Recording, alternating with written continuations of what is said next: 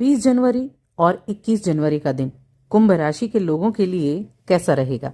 जय माता दी दोस्तों। चलिए सबसे पहले इन 2 दिनों के तिथि, नक्षत्र और योग के बारे में बात कर लेते हैं। 20 जनवरी मंगलवार का दिन है। शुक्ल पक्ष शुरू हो चुका है और उसकी द्वितीय तिथि रहेगी। चंद्रमा मकर राशि में और मकर राशि में रहेंगे, लेकिन मकर से कुंभ में भी चले जाएंगे इस दिन। श्रवण नक्षत्र में सिद्धि नाम का योग बनेगा, व्यतिपात नाम का योग भी बनेगा और द्विपुष्कर योग भी बनेगा। वहीं 21 जनवरी बुधवार का दिन है। शुक्ल पक्ष की तृतीया तिथि रहेगी। चंद्रमा कुंभ राशि में आ जाएंगे, राहु के साथ ही युति करेंगे और सूर्य मकर राशि में चल ही रहे हैं। चंद्रमा घनिष्ठ नक्षत्र में भी रहेंगे, जहां ये रवि योग बनाएंगे और साथ में व्यतिपात नाम का योग भी बनाएंगे। ये हो गई हमारी इन 2 दिनों की ग्रहों की स्थिति। अब ये जो 2 दिन हैं, इन 2 दिनों में किस तरह से चीज़ें बदलने वाली हैं, क्या आपके लिए यहाँ होने वाला है, चलिए इसके बारे में विस्तार से जान लेते हैं। दोनों दिनों की हम एक साथ बात करेंगे क्योंकि चंद्रमा कुंभ राशि में ही आ जाएंगे। दोनों दिनों की एक साथ बात करते हैं। स्वास्थ्य की बात करते हैं पहले। आपका स्वास्थ्य कैसा रहेगा? तो देखिए, अगर मैं आपके स्वास्थ्य के देखूं तो अपनी सेहत को अच्छा रखने के लिए आपको थोड़ी चीज़ों पर ध्यान देना है। खाने पीने की चीज़ों पर सबसे ज़्यादा ध्यान देने की आवश्यकता है ताकि पेट संबंधी कोई दिक्कत आपको ना हो।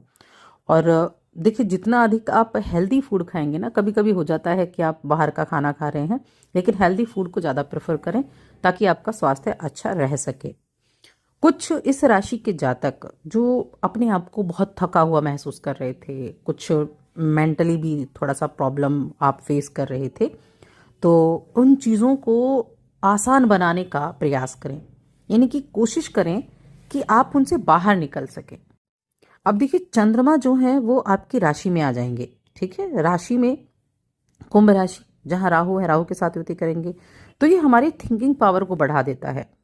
या तो आप कह लीजिए ओवर थिंकिंग हो जाएगी, या फिर एक विचार का दायरा बढ़ जाएगा, सोचने का दायरा बढ़ जाएगा। तो अच्छी चीज़ें भी हो सकती हैं यहाँ, और जिस तरह से आप नेगेटिविटी में अगर जीते हैं, नेगेटिव चीज़ें ज़्यादा सोचते हैं, तो फिर उन्हीं चीज़ों का दायरा बढ़ेगा। तो इस चीज़ को ध्यान रखना है। इसीलिए आपको तनावग्रस्त होने से बचना है, चीज़ों को क्लियर करने की कोशिश करनी है, अपनी चीज़ों को आसान बनाने का प्रयास करना है, ना कि उनको मुश्किल बनाने का प्रयास करना है। अपने दिमाग को शांत रखने के लिए आप थोड़ा मेडिटेशन कर सकते हैं। शांत रखेंगे तभी तो ज़्यादा से ज़्यादा चीज़ों के बारे में सोचेंगे, तभी तो आप अच्छे से अपने दिन को गुजारने के बारे में सोचेंगे। तो इसीलिए मन की शांति बहुत ज़रूरी है। मन की शांति और सुकून बहुत ज़रूरी है। इसके लिए आप थोड़े से प्रयास ज़रूर करें। चलिए अब करियर की बात कर लेते हैं। करियर आपका कैसा रहेगा इन 2 दिनों में? एक तो आपको कोई ऐसा काम मिलने की संभावना बनी हुई है जिसमें आसानी से पैसे मिल सकें। आपका जो अपना कार्य है, जो आप कर रहे हैं, वर्तमान काम है जो भी आपका, मन में कहीं ना कहीं ये चल रहा होगा कि क्यों ना इसको बदल दिया जाए, इतना अच्छा ये नहीं है। मन में ज़रूर ये चीज़ें आती होंगी कि ये विकल्प जो है ना, ये जो आप कर रहे हैं उसको छोड़ने का मन है। तो संभल कर कदम उठाना है, जल्दबाजी में कदम नहीं उठाना है। क्योंकि कहते हैं ना कि दूसरे की थाली में हमेशा घी ज़्यादा दिखाई देता है। इसीलिए हमेशा एक चीज़ याद रखें कि हमें सामने वाले की ही चीज़ें ज़्यादा पसंद आती हैं, अपनी चीज़ें हमें कभी पसंद नहीं आती। और ये जो आप काम कर रहे हैं उसको छोड़ने से पहले योजना बनाना बहुत ज़रूरी है। हर एक चीज़ की तहकीकात करना बहुत ज़रूरी है। ऐसे ही जल्दबाजी में कोई कदम आपको नहीं उठाना है। अपने काम से जब तक आप प्यार नहीं करेंगे, प्रेम नहीं करेंगे, तब तक उस काम का आपको उतना अच्छा रिजल्ट नहीं मिलेगा। उसमें मेहनत कीजिए, उसमें आपको अच्छे रिजल्ट ज़रूर प्राप्त होंगे। कॉरपोरेट जगत से हैं आप, या फिर आप मेडिकल फील्ड से जुड़े हुए हैं इस राशि के जातक, तो यह इन क्षेत्रों से जुड़े हुए जो लोग हैं वो तरक्की की उम्मीद करें, क्योंकि उनको संभावनाएं बन रही हैं कि काफ़ी अच्छे लाभ मिलने वाले हैं। अगर आपने कहीं अप्लाई किया था जॉब के लिए और आप बड़ी बेसब्री से इंतज़ार भी कर रहे हैं कि इंटरव्यू कॉल आए, इंटरव्यू कॉल की बड़ी आप एकदम मन में घबराहट भी है, खुशी भी है कि कब आएगी कॉल, तो वो चाहत आपकी इन 2 दिनों में पूरी होने वाली है। आपके सामने कुछ चुनौतियां भी आ सकती हैं और उन चुनौतियों से आसानी से निपटना आपको आता भी है, और इस कार्य के लिए आपकी वाहवाही भी होगी। तो तैयार रहें अपने एक अच्छे इंटरव्यू के लिए, फुल कॉन्फिडेंस रहकर अपने इंटरव्यू को देने के लिए। आपको तैयार रहना है। बिजनेस करने वाले जातकों के लिए काफ़ी अच्छा समय रहेगा, उत्तम समय दिखाई दे रहा है। नई योजनाएं आपको देखने को मिलेंगी जो आकर्षक होंगी और आगे चलकर अच्छी आमदनी का जरिया भी बन सकती हैं।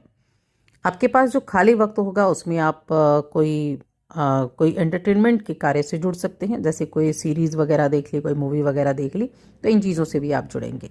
वहीं जब हम रिश्तों की बात करें तो देखिए पारिवारिक जीवन अच्छा दिखाई दे रहा है और साथ ही आपके जीवन साथी के साथ भी अच्छा समय दिख रहा है। आप अपने पार्टनर के साथ बाहर कहीं मूवी देखने जा सकते हैं, खाना खाने जा सकते हैं, ऐसे ही ड्राइव पर जा सकते हैं जो आपको खुशमिजाज बनाकर रखेगा। जीवन साथी की तरफ से कोई खास तोहफा भी आपको मिल सकता है। और जब हम प्रेम जीवन की बात करें तो प्रेम जीवन के मामले में भी यहाँ चीज़ें अच्छी दिखाई दे रही हैं। देखिए कई बार होता है ना कि आप कुछ बोलते नहीं लेकिन आंखें सब कुछ बता देती हैं, तो यही वाक्य आपके साथ होने वाला है। आपके प्रिय की आंखें ही आपको वाकई में सब कुछ बताएंगी, आपको बताएंगी कि आप उनके लिए कितने खास हैं। तो ऐसे ही यहाँ रिलेशंस के मामले में दिन रहेंगे। पारिवारिक जीवन भी अच्छा है, आपके अपनों के साथ एक काफ़ी अच्छा समय आपका बीतेगा और ऐसा समय भी ये आपके लिए रह सकता है कि जिसकी आपने कल्पना ना की हो और चीज़ें आपके दिल को गहराई से छू जाएं, ऐसी भी स्थितियां रहेंगी।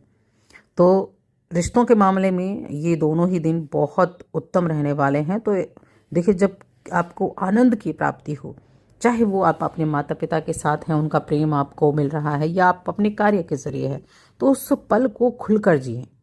उस पल को आप और अच्छा और बेहतर बना सकते हैं, उसको खुलकर जिए। आप संतान की बात करते हैं, शिक्षा की बात करते हैं, तो शिक्षा के मामले में भी समय अच्छा है। पंचम भाव में राहु केतु गुरु बृहस्पति बैठे हुए हैं जो ज्ञान के कारक भी हैं और शिक्षा के मामले में अच्छा समय भी रहेगा। पढ़ाई में आपका मन भी लगेगा और मन में रहेगा भी कि हाँ आपको अपनी एजुकेशन पर, अपनी पढ़ाई पर आपको ध्यान देना है, और जब मन में है तो आप ज़रूर उस कार्य को पूरा कर पाएंगे। वहीं संतान के मामले में ठीक ठाक समय रहेगा। संतान के मामले में मैं यही कहूँगी कि अच्छा समय बना हुआ है। हाँ, जो 12वें घर में इतने सारे ग्रह बैठे हुए हैं वो ज़रूर आपके जैसा कि मैंने बताया था खर्चों को बढ़ाने का काम कर रहे हैं, लेकिन आप उनको कंट्रोल भी करते हुए दिखाई देंगे।